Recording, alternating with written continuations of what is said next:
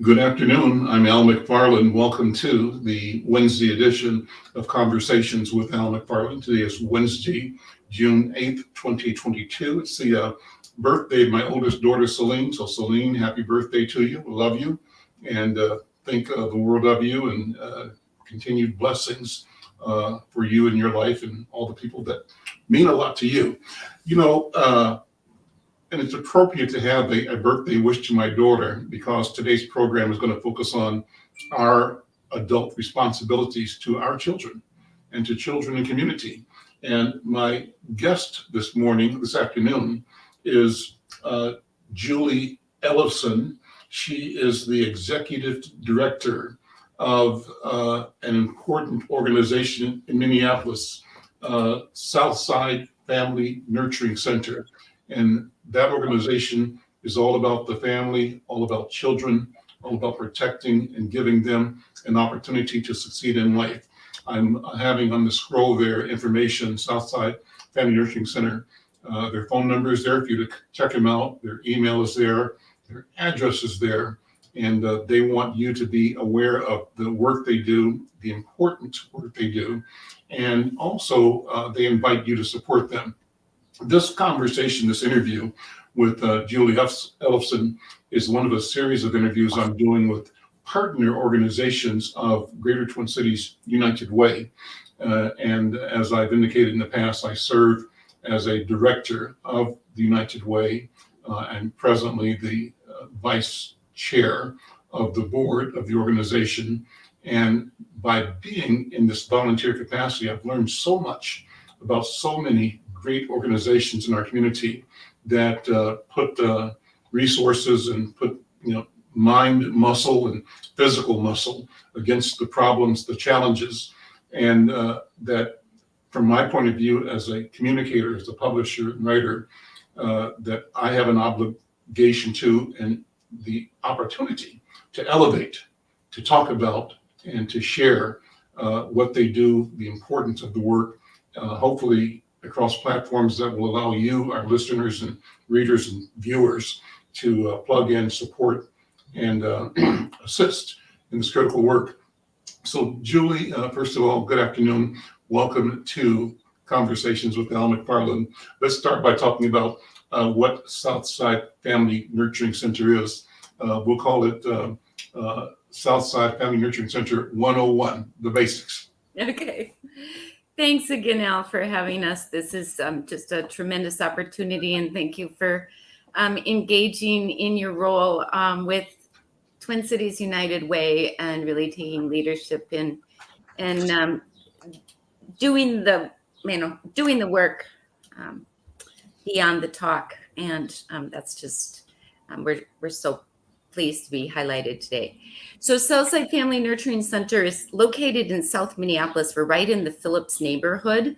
And our best landmark is directly across the street from Little Earth. So our community is really is what drives the work that we're doing at Southside in terms of how we fashion our work and how we design and develop our programming to be really inclusive of the folks that are in our community that may have most opportunity or need for the kinds of support we can provide to families. So Southside Family Nurturing Center really just has one program. It's a combined dual generation program of therapeutic early childhood education for 15-month to 5-year-old children, and supportive home visiting services for families with children prenatal to basically 18 years of age. So any family that has a child from prenatal to 5 could be in our home visiting program and very likely or most likely have their child enrolled in our therapeutic early childhood ed program. And we're fortunate we are serving or supporting families, as I said, right within 2-mile radius of our building. We have a very diverse group of families that engage with us to really just advance their families forward and get their kids off to a healthy and safe start. Primarily, we have Somali families, Latino families, African American and Native American families. And all of the families are part of our program, which is free of any charges based on income and histories that families self-identify that may put them at risk for longer term disparities in health and education. So it could be historical trauma issues in the family, mental health issues, histories within child protection involvement, chemical dependency, domestic violence, child abuse, etc. So really, it's a family identifying that they've struggled in some way in the past, that and in a way that may impact their ability to support their child or parent their child or provide the opportunities that they would like for their child moving forward.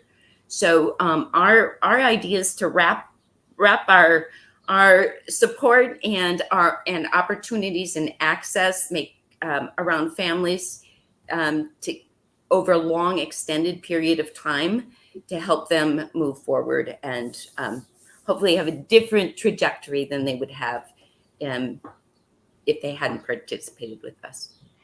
Julie, how many families are you working with at a given time? You're in South Minneapolis. Is your market or community area just Southside? You said within 2 miles of your building. Is that pretty much the target area? How many families would be involved? So typically we enroll 24 to 30 families in our program at a time, but that may mean that we serve 40 to 45 families in a given year. Okay. We usually graduate out 5 to 10 families each year. They either graduate from our program and their child goes on to kindergarten and then the whole family moves on. Or occasionally we lose some to families moving out of the neighborhood or may be a homelessness situation or a change in family status, etc. But your focus is on children then from 6 months old to preschool or to kindergarten? Our focus is on families with, with the pregnancy, so prenatal to basically kindergarten. So we would support families at any point in that time prenatally till 5 or till 6 when they go to kindergarten. When I was looking at your website, it looks like you do things where people come to your office or to your building for services. You might describe that, but also uniquely, your organization sends its members out into families, into homes, right? And exactly. So you're connecting with people where they are. Talk about that. Yeah. So our model has always combined this dual generation approach, combined intensive home visiting support in home. That would typically be an average of 4 hours a month in the home or 4 hours of support by a home visitor to a family. That the home visitor is as much as we can culturally relevant in terms of language, ethnic background, values to the larger community that they're serving.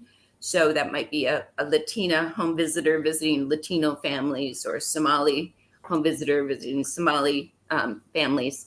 So the idea is to really walk alongside that family, identify strengths, look at what that family sees as areas where they'd like support.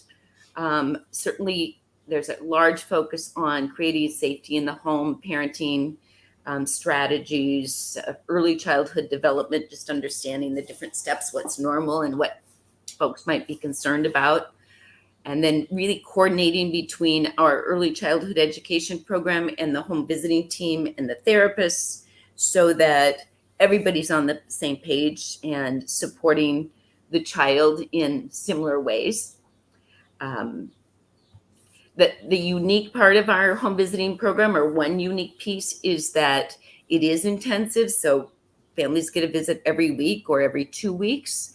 They get it over a sustained period of time. So anywhere from a year to 6 or 7 years, depending on how many young children a child or a family might have, because we would be happy to work with a family or with siblings within a family over a few years. The other thing I think about the unique piece of our home visiting is, well, I think I was mentioning earlier, home visitors may visit in the home, they may visit at our site. They may accompany families or caregivers to different kinds of appointments. They might help with school choice. They may attend medical clinic appointments. They may serve as an interpreter in some of those situations. But they're really on the road and helping families with whatever the family identifies as most important. Our family visitors also are a big part of our food distribution since COVID. Mhm. We've been funded by both City of Minneapolis and Hennepin County to do food distribution. And that's been a weekly or bi-weekly program activity that we've been able to carry out over these last 2 years. And it's been a wonderful way when, for safety issues around COVID, we could Right. still visit with families, drop food at the door and at least see each other and express some warm words of support. And I think, social emotional health, that was a piece of our sustaining practice throughout COVID. And it was helpful to both families and also the well-being of our staff, just to be able to see and know that families were getting through that time. Mhm. When members of the community, children come to your facility, what services do they receive in the facility there in South Minneapolis? Right. So here at Southside, and I'll kind of speak during COVID, it looks a little different than it does Sure. normally, because typically we would have family events here and shared meals once a month with families in the evenings and take field trips. Currently, what happens at our center is mostly our early childhood therapeutic education program, and we're licensed for up to 29 children. So access is really important. So one of the things we do is provide bus transportation for all the children. We pick kids up between 8 and 9 in the morning. They eat a healthy breakfast here. They are engaged fully in activity until they eat lunch at 12 o'clock and return home somewhere between 1 and 2. So while kids are here, the environment is a therapeutic environment. And what we mean by that we're really intentional in setting it up an environment where we can individualize services for every child. So we engage in a number of assessments and observations and engage other clinicians like speech therapists, occupational therapists, play therapists, music therapists in really looking at each child and saying, based on what we know about their development and where they might be falling short or behind, or where their strengths are, and how we can combine those strengths with a particular therapy. So kids are getting therapies. Over 60% of the children that are here get at least one individual therapy a week, and some of them may be getting up to 3 individual therapies a week.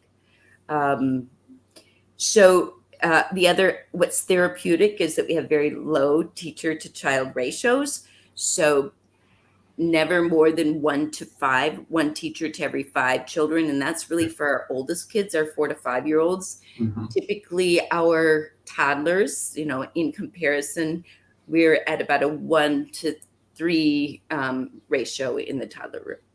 So our teacher ratios are very low. In addition to that, there may be a volunteer in the classroom. We may be working with university students from the U of M to train, to assist in training students studying early childhood ed trauma-informed care. That's our specialty, I would say here.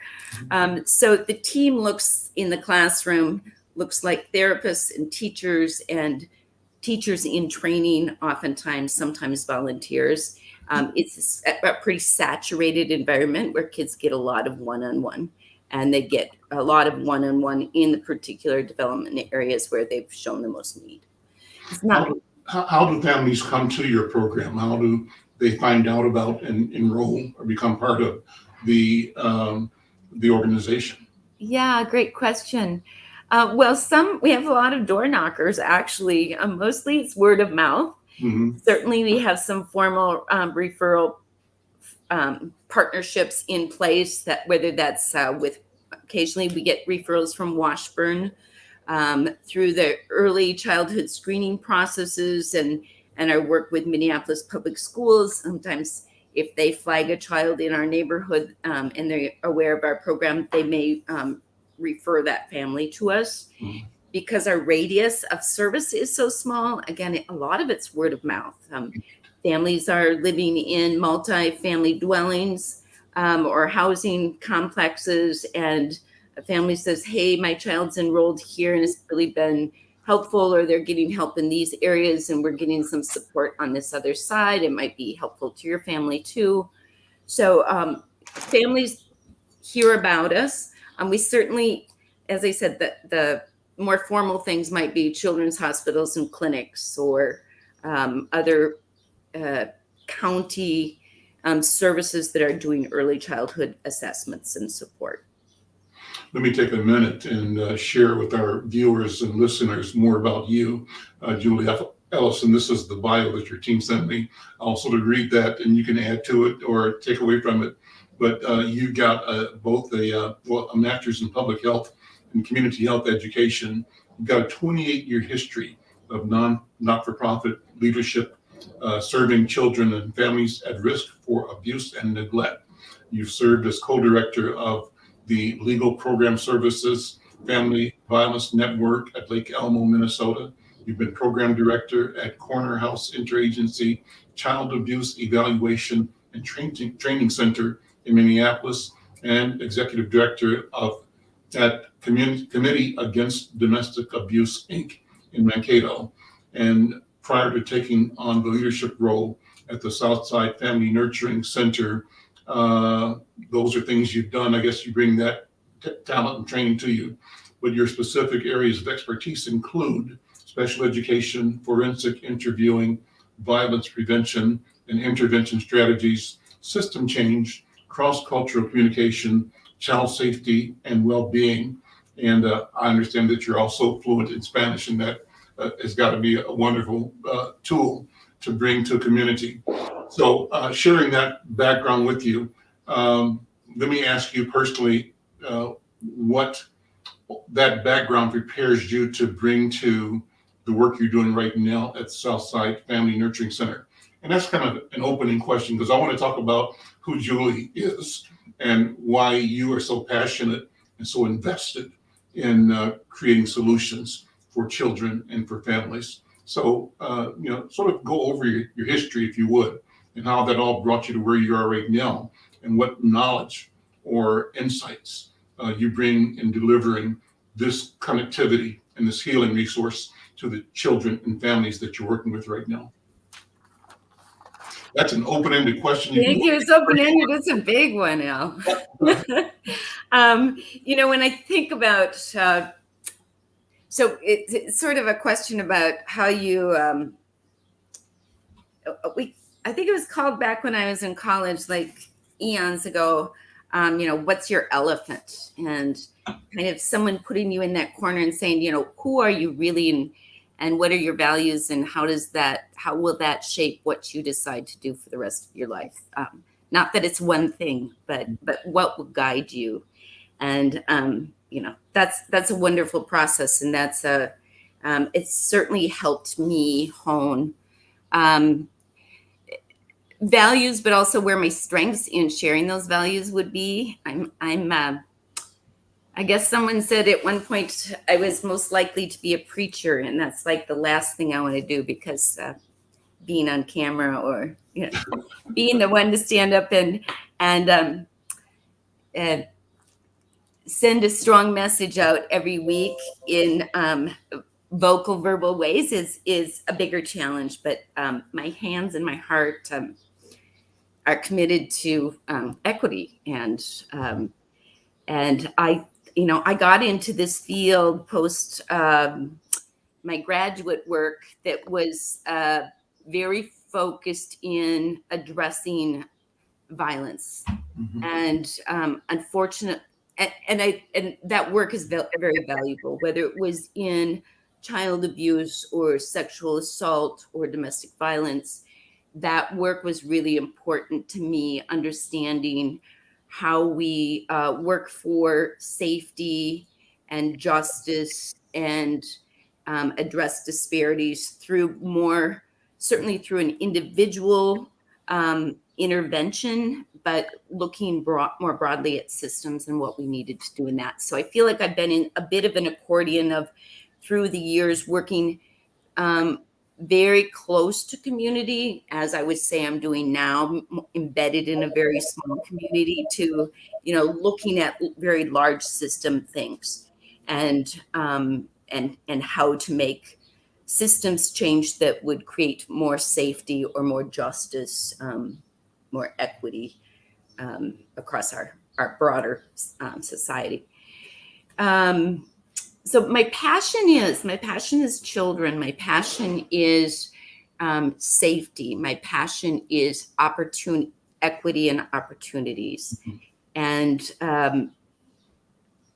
I think most of us or many of us are ringing that bell loudly right now.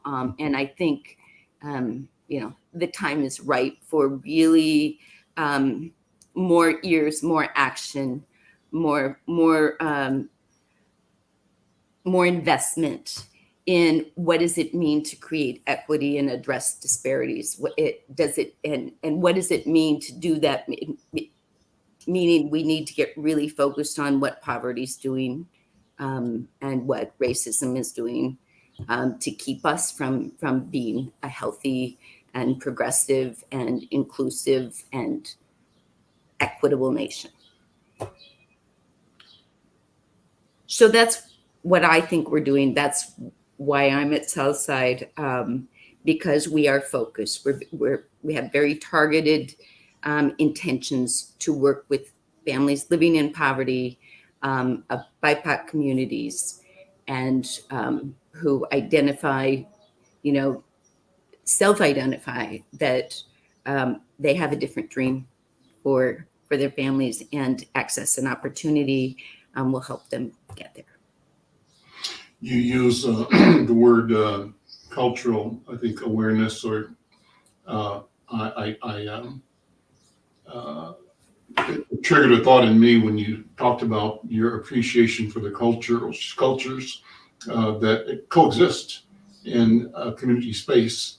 And my note was that, and I've used this phrase in talking before, that there's a need to view culture as an asset, not as a liability. That far too often the experience of people of color, Black people certainly, and other people that are not European, our experience has been that the social structure has regarded us as an aberration, as the other, as different, and as both insufficient and something to guard against. This is Al McFarlane speaking from within his skin, as an African American, as an African man. And my challenge has always been, both to myself, first of all, but then to the social structure, to say, you got it wrong. My culture is not a problem. And the solution is not for me to abandon my culture, but for you to learn and respect my culture, and for me to be supported in my effort to go deeper and more thoroughly understand the legacy of humanity that flows within me, through me, into the future. And so when you say, your structure and your intention is to recognize and validate and engage culture that people bring of their own volition and of their own experience and understanding, I think that's admirable. I think it's the way to go. And I wonder how that sense has changed, if it has, since your beginning in 1974. What do you think social service and the mission was like? I'm looking at your website here. It says Family Nurturing Center, Southside Family Nurturing Center was founded in 1974 by concerned members of Our Savior's Lutheran Church on Chicago Avenue and in South Minneapolis. It lists the principles involved in that. I'm thinking back. I don't know if you were around Twin Cities at that time, or if you came here since that time. But I was here, and that neighborhood was a hotbed of visionary activism, and it makes all the sense in the world that Our Savior's Lutheran Church was on a mission to redefine social service engagement, and it may have been learning as it proceeded, building the ship as it was attempting to sail it or to fly it into new territory. New territory would be recognition differently of our shared humanity and of our obligation and our duty to validate and value each other. That against a backdrop of historic negligence, indifference, actually imperial chauvinism, cultural chauvinism. So I'm getting to a question, Julie, or just a discussion about how you and I think things have changed from when this mission was first conceived in 1974 to now, and where it must go in the future. There's no answer to this question. So I'm just throwing this out for you and I to talk about. And Brenda, jump in whenever you want to. Brenda is an educator and on my team, but she is knee deep in her passion for children and for education and for our culture. Yeah, Brenda, please do jump in. That's it. I'm fascinated by all of it. So you somehow you have two microphones open or two units open. Brenda, try now. Brenda, try to speak now. No, so I have two images of you in the waiting room and one that I unmute. Well, she'll come back. Okay. We've had this problem before, but go ahead, Julie. Yeah, it would be lovely to have some of our founders in the room to answer this question in combination with me, because I can project or I can, but so we are fortunate that the three founders are still living and in communication with Southside. So I have a sense of what led them to envision Southside as it was in the day, and miraculously some things have not changed. Mm-hmm. I think I lost you for a second there. Are you there still? Here we go. Model that we might be, delivering in terms of an evidence-based home visiting model, or what curriculum are we using, or what assessments are we using. The heart or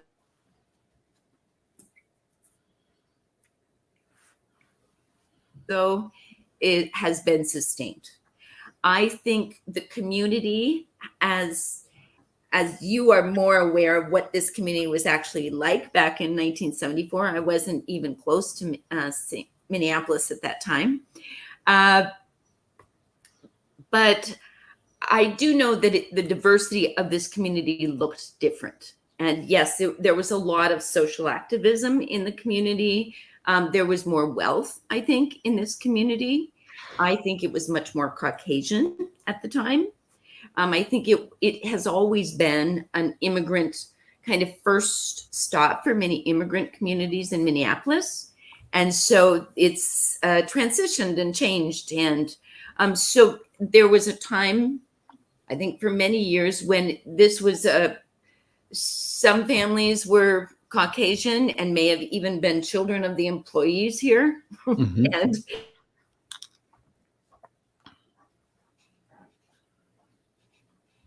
so we're having some bandwidth challenges, I think. And some work. Yeah, it's happening. So the really visionary pieces of it were that it's always a welcoming place. So there was certainly sort of this spirit of peace to all who enter here, and that's etched in our front door to this day. And so, whereas we are not a spiritual or faith-related organization, I think universal belief in what it takes to create a community that where we are integrated and valued across, that every culture, everyone is included and really celebrated.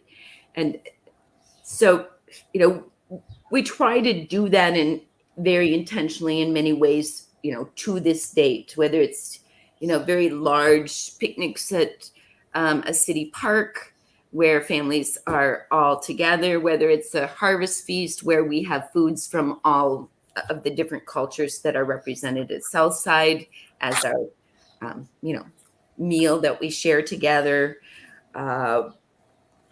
Whether it's in our curriculum, we use a few different curriculum in the classrooms, but one that really heralds more anti-racism, anti-discrimination, social emotional development among children is called AMAZE, and you're probably aware or maybe aware of that curriculum. It was developed nearly 50 years ago as well here in the Twin Cities, and utilizes life-size dolls with individual stories from 10 individual ethnic groups that are represented in Minnesota, or more likely for children to encounter here in Minnesota. And each child has a story.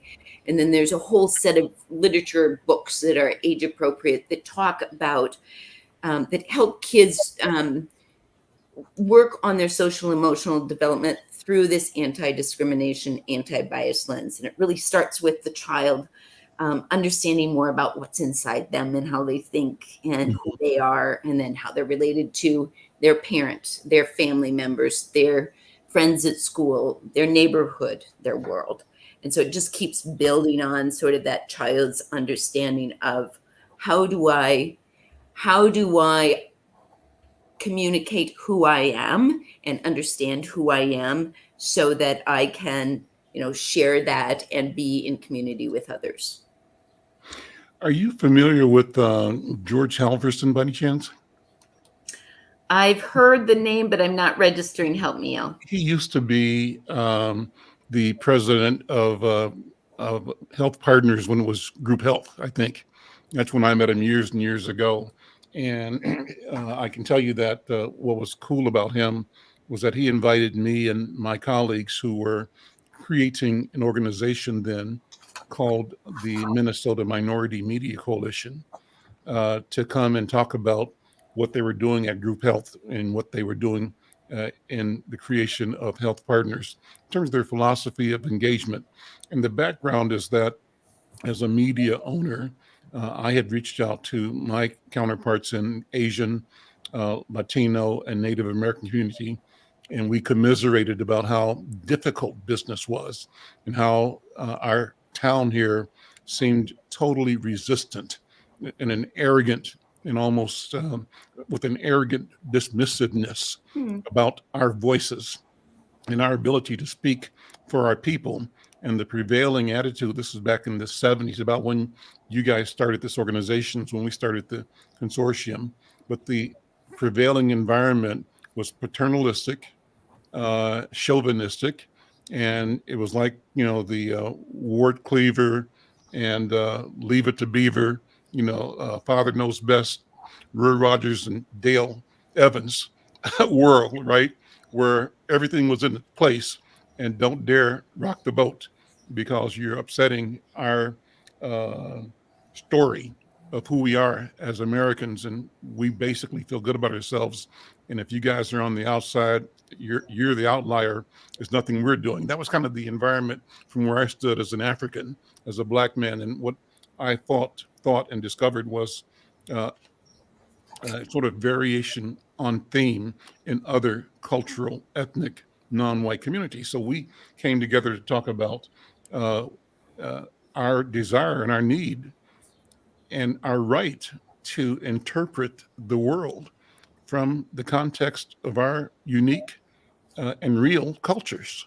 We have history and we have standing, and we also have the right to challenge your story. Your story may support your sense of who you are, but from our point of view, there's a lot of lying going on.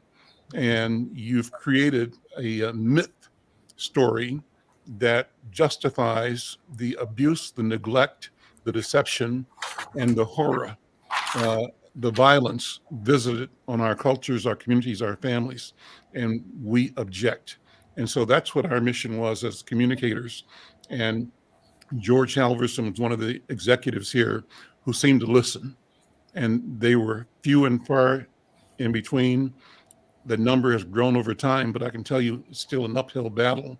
That's why I'm glad to talk to you, Julie, because you're coming from a place, and your organization comes from a place that is radical, I think, radical in the intent to create solutions and healing, and that recognizes that healing has to come from within the families, the individuals, and that they exist inside their culture and their histories. So George recently sent me a note about that I'll be doing a program on pretty soon. Pardon me for being long-winded, but the article he sent me says we have no chance of closing the wealth gaps in America unless we get the right start for the first 3 years of life. That's why I'm bringing this to you, because you're focused on the first 3 years of life with children in the community. And he gives the litany of all the things, but his line of thought boils down to the need to be intentional about brain development, doing the work of child brain development from infant up to the age of 4 and beyond.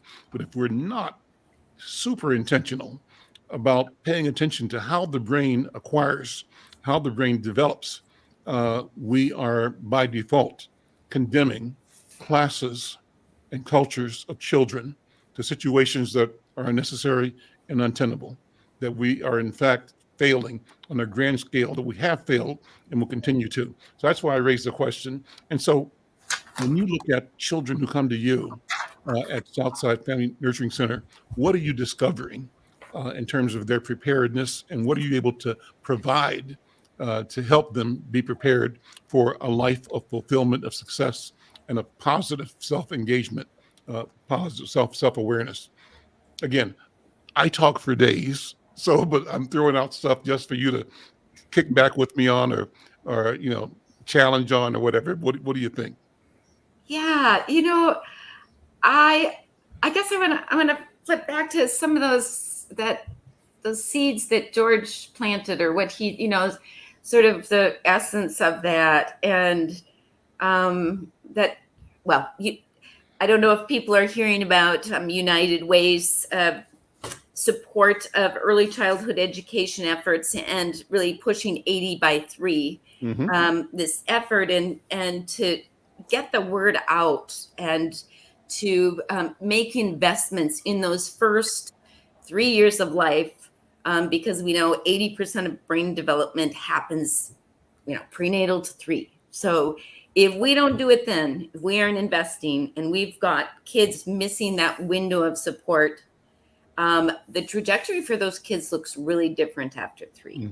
The capacity to make that up is just, overwhelming, if you could. But we're talking about brain development, so you can't make up what you've lost in that area. So I think the wagon I'm on right now, and what I'm really calling out is, how do we move, or how do we really raise up this piece about how much investment will it take to address the highest risk folks that we already know. I mean, we've got all the data in Minnesota, right? We know who's experiencing the highest disparities in health and education in our state. We know where we're failing.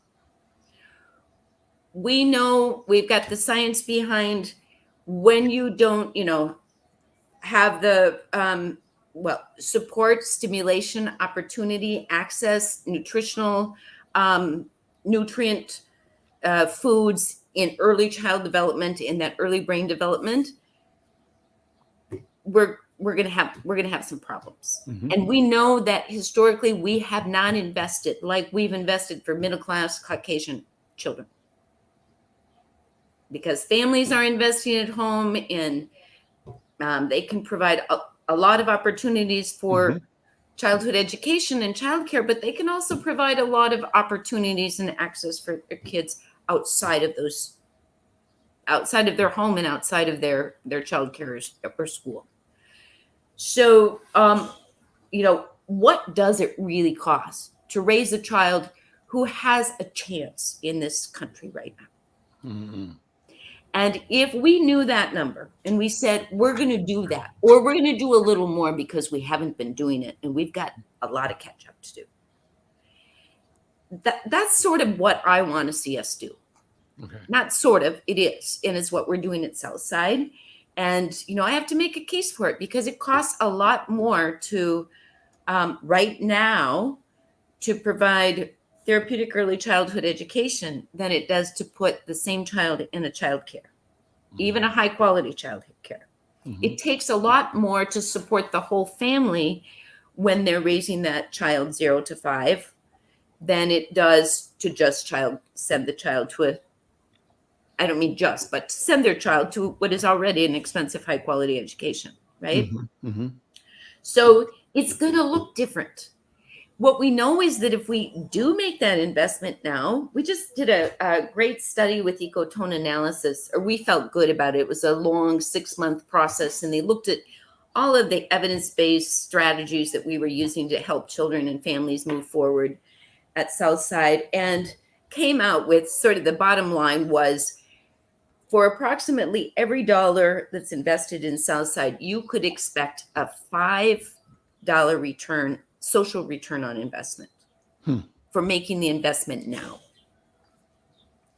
So, that's all really good information for us to kind of know and put into this equation. We've been calling it our equity equation. So we know it's expensive, and we're willing to say to our funders, yeah, it costs a lot. It costs a lot to do home visiting for a family. It costs a lot for therapeutic early childhood education.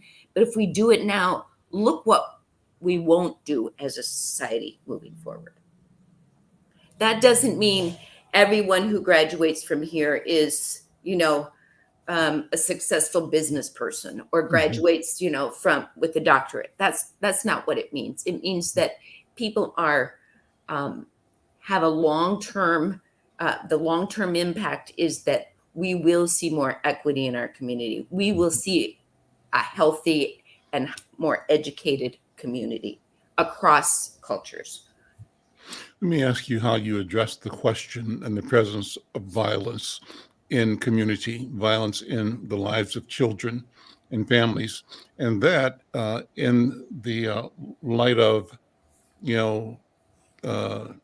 both George Floyd, but also Buffalo and now Uvalde, Texas. No children are not vulnerable, I think, and no parent can be unconcerned about his or her child, or himself or herself, depending on, you walk into anything, anywhere, grocery store, church, school, downtown shopping, dining, and all of a sudden, something happens, and just like that. So violence is more and more pervasive.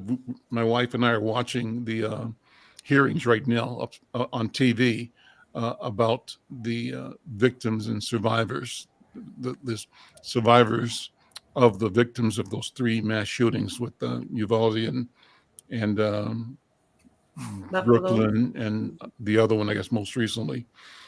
How do you talk to families and children in this kind of environment? What do you tell, and what do you see as the impact of the culture on these children and their development?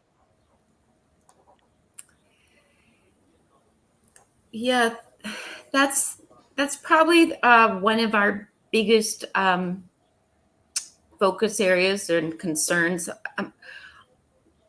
Our program is considered trauma informed, and that word again, that's one of those flashy words that gets thrown out a lot, and everyone's trying to do trauma informed care in no matter what industry we're in right now. I feel like so I've said since I got to Southside, there's being trauma informed as terms of sort of having the education and kind of understanding how trauma impacts the way we behave or the way we don't behave sometimes.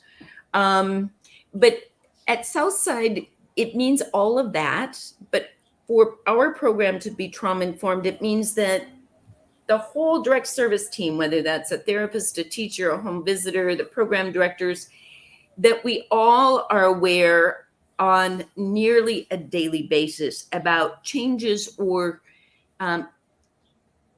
important events in a child's life or a family's life that may impact either their current sense of safety or their current level of trauma, or what traumas might be triggered by something that might be going on today or yesterday, and so if we're intentional about that on a daily basis, we do a lot better around safety planning together around that, and always keeping safety in everyone's vision.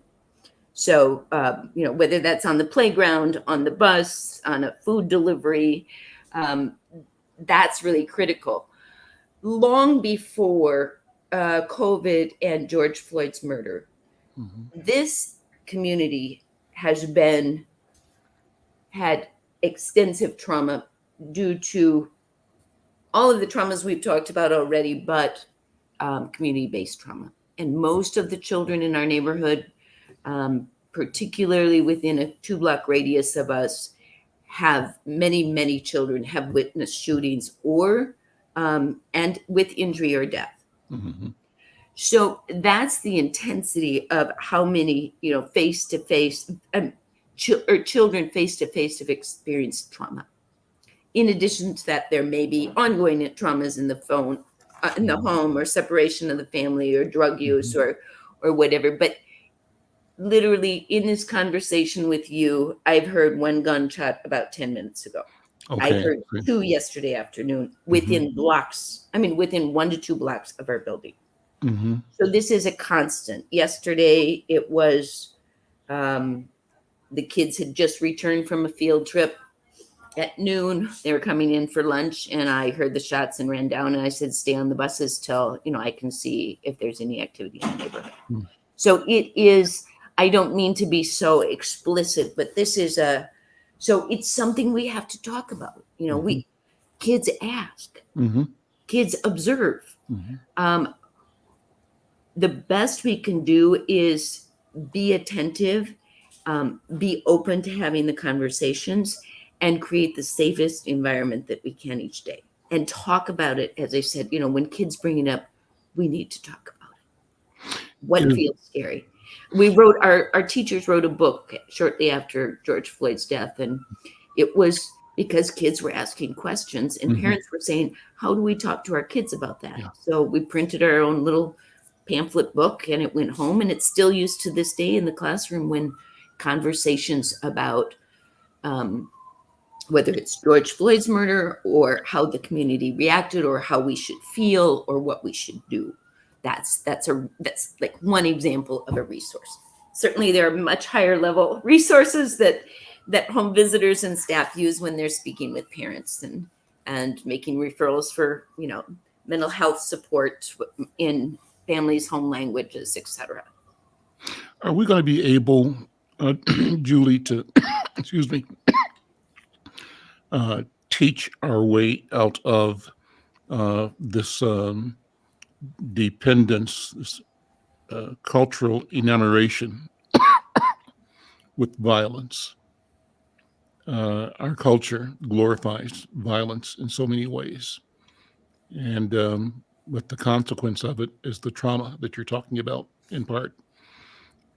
Is the answer going to be simply the ability to teach us to manage to withstand the contradiction, or is the answer in the direction of moving the culture, the society, away from a propensity to problem solve with the shortcut of violence, but rather towards a process that may be longer, harder, but inclusive, and that depends on and is guided by a sense of balance and a sense of justice? What do you think?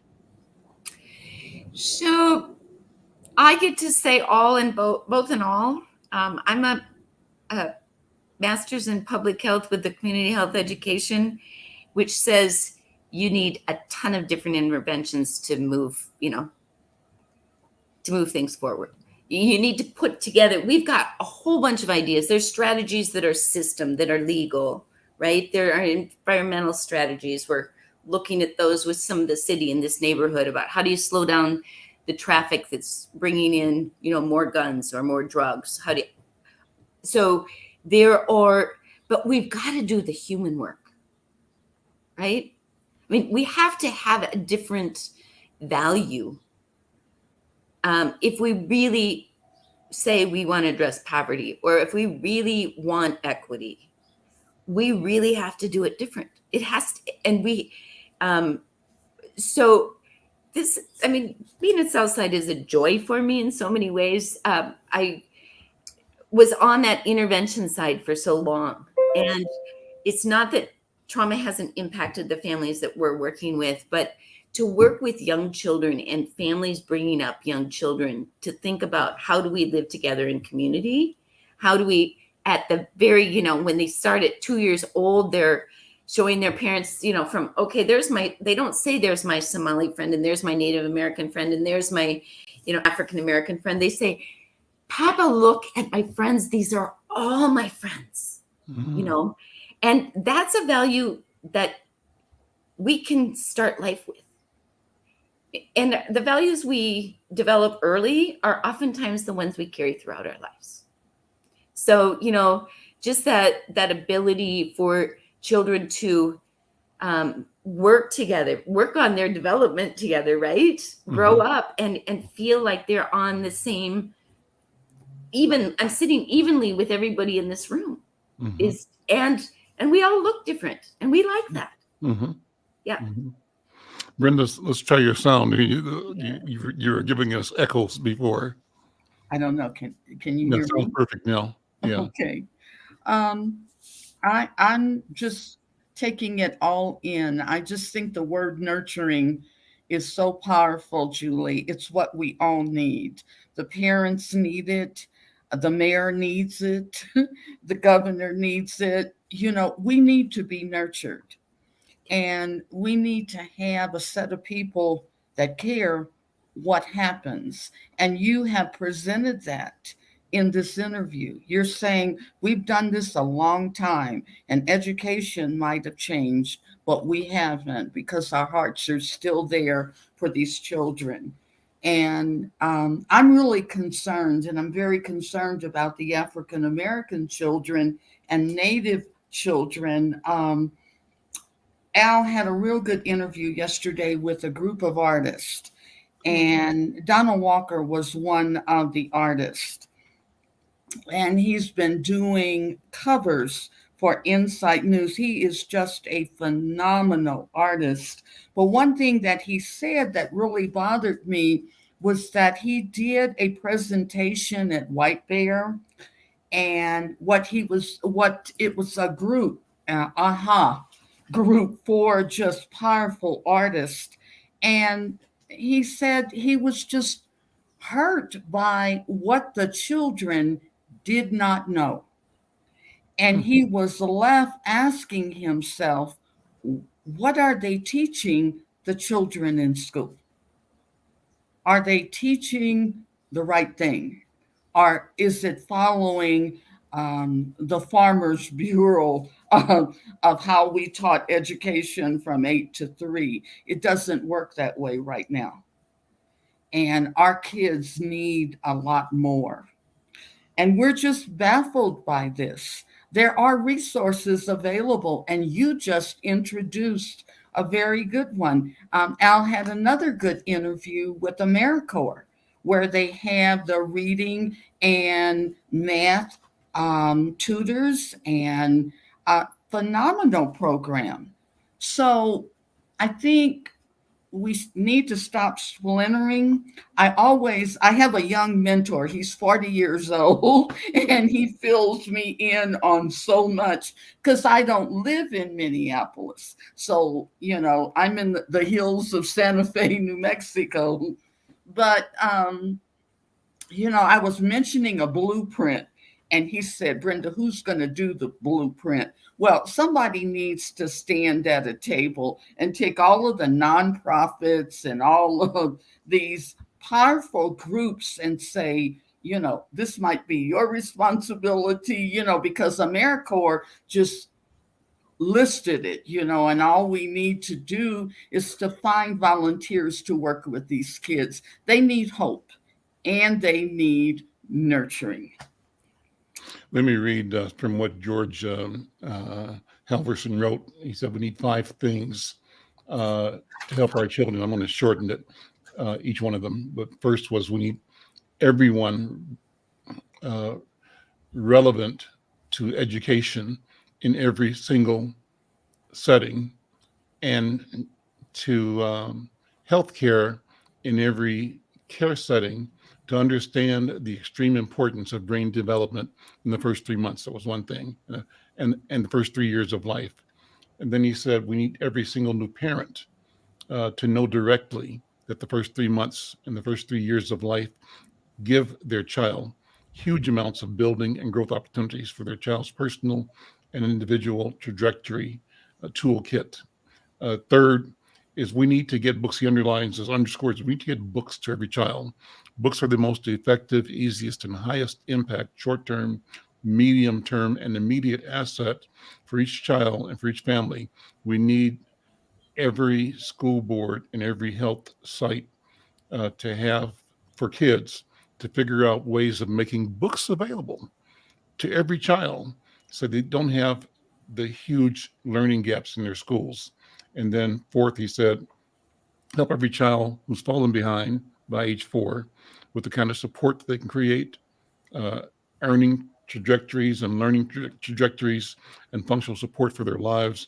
And finally, number 5 was we should all recognize and understand that the neuron connection process and the epigenetic dictated time frame is extremely important information at a foundational level. So it's kind of a call to awareness that we have to pay a lot more attention. And Julie, you have, I think, powerfully described the urgency of the moment, and you've accurately said to me and to us and listeners that we simply have to make a decision about the investment. And absent that, we're continuing to fail ourselves and fail children and families, and in doing so, we fail the future itself. That's what I think. Julie, let me have you close by extending an invitation to our viewers and listeners to support your work and to be aware of your work at the Southside Family Nurturing Center. Thank you. Our gratitude to you, Al, to you, Brenda, and for your efforts in this community to bring us together to a better place. So thank you. Congratulations for your work and continued success. Thank you, Brenda. Julie, thank you so much. And this is the beginning. Let's stay connected. And Great. Any way that our platform can support your work, we're here. And we want to be counted as part of your resource group as companions to help you move our community and our society forward. So take care. I'm Al McFarlane. We'll see you next time. Take care. Goodbye. Thank you. Okay.